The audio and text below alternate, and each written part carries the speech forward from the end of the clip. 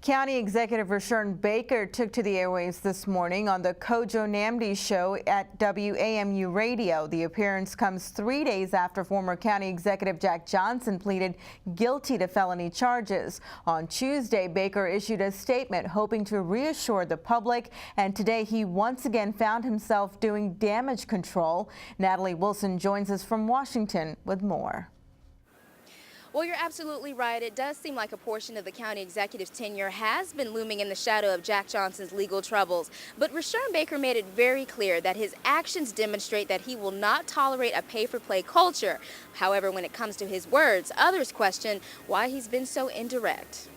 Something bad for Prince George's County for which you are going to work your heart out to overcome. But to say it's not an embarrassment to the county seems to be a false start. The county executive didn't back down during this morning's political hour, saying Prince George's County had nothing to be embarrassed about amid the Jack Johnson scandal. What I said was no, because the county by and large is working very hard.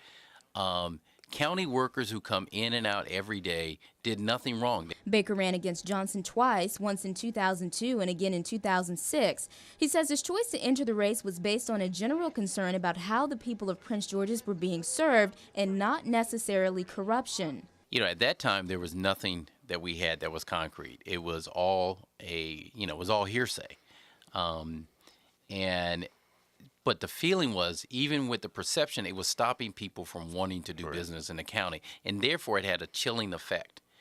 And what we wanted to do, and what I wanted to do as county executive, say, listen, we've got to realize that whether in fact anybody had ever been convicted, it still was stopping us from moving the way that we needed to move. Since taking office, the county executive has worked hard to distance himself from the previous administration by trying to implement new accountability standards, including an ethics task force, limiting the amount of power council members have on reviewing and voting on development projects, and even bringing in his own team.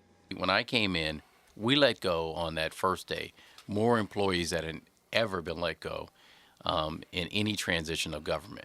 Why? Because we still were under a cloud of the FBI there. So we couldn't take a chance with anyone.